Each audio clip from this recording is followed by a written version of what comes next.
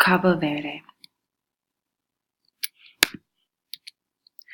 Cabo Verde, containing an area of 1,557 square miles, is situated in the Atlantic Ocean, about 370 miles west of Dakar, Senegal. Comparatively, the area occupied by Cabo Verde is slightly larger than the state of Rhode Island.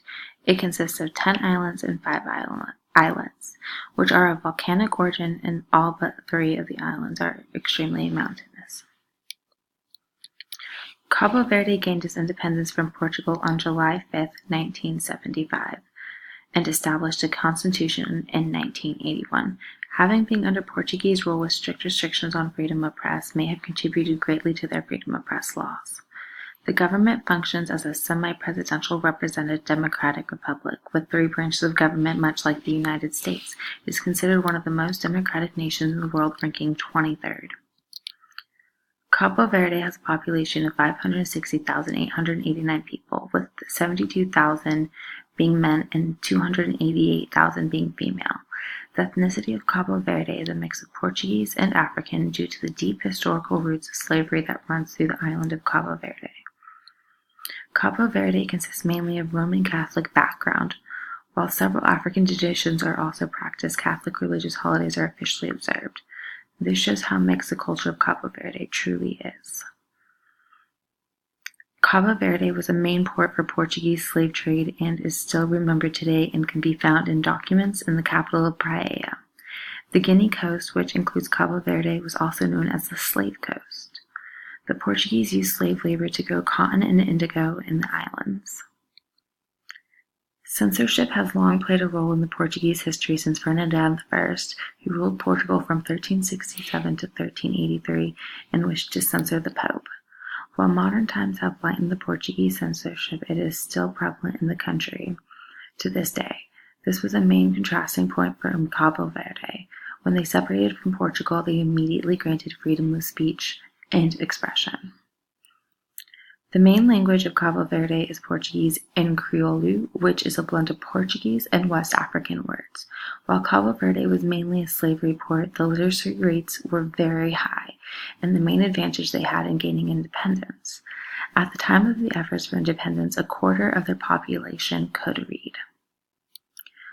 While slavery has long been gone from Cabo Verde, the economy is still service-oriented, with commerce, transport, and public service accounting for more than 70% of the gross domestic product. However, now they welcome tourism and foreign investors, indicating they are friendly towards non-native people. Cabo Verde is ranked 27th on the World Press Freedom Index. It is also said that Cabo Verde is the freest of all 11 sub-Saharan countries, with 0 journalists killed in 2018. While it is the freest, there is a degree of self-censorship on the part of the journalist. Due to the small geographic area of Cabo Verde, they do not want to upset future employers. Cabo Verde has 3 independent newspapers and 1 state-owned, 6 independent radio stations and 1 state-owned, 1 state-owned television station, and 2 foreign-owned stations. Journalists are not under government control and do not have to reveal any sources, as well as being able to broadcast foreign media. The level of freedom of press Cabo Verde has achieved is due to the standards of many Western nations, as well as their political aspirations and commitment to the United Nations Millennial Development Goals, also known as the Sustainable Development Goals, which promotes education and literacy to all people, makes them the 23rd most democratic nation in the world. After independence, freedom of press was written into the Constitution, and several laws and regulatory bodies were created to ensure the rights and freedoms of the citizens of Cabo Verde, and they are praised as one of the extraordinary kinds of press freedom in West Africa by the Media Foundation for West Africa. Some of the regulatory bodies that were created include Direction Générale de la Communication Sociale, la Direction Générale de la Communication, and le Conseil de la Communication.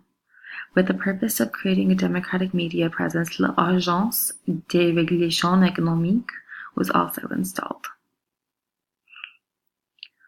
Cabo Verde, in order to maintain democratic norms, adopts and passes decrees, laws, and resolutions ensuring press freedom and freedom of expression. Le Conseil de la Communication guarantees freedom of expression, rights to information, and independence of the media.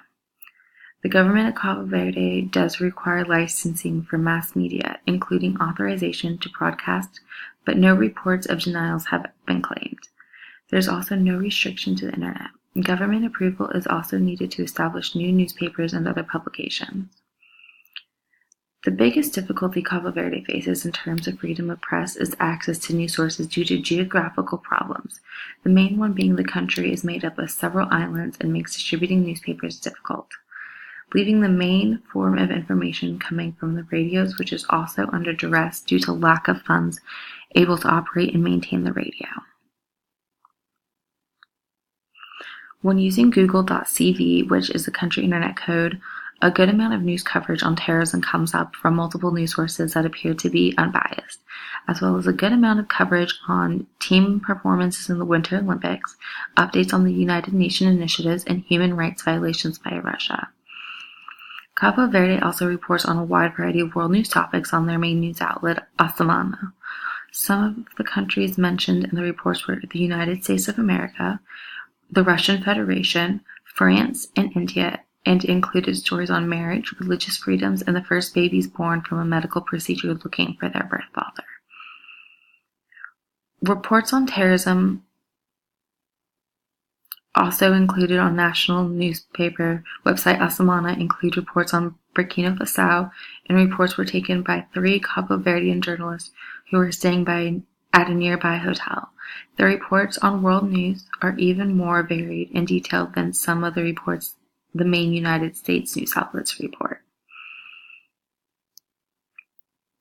The future of Cabo Verde freedom of press looks promising and is continuing moving forward towards more democratic and open policies towards journalism and media in general. The biggest focus needs to be on raising funds to make sure that it reaches all people of the country.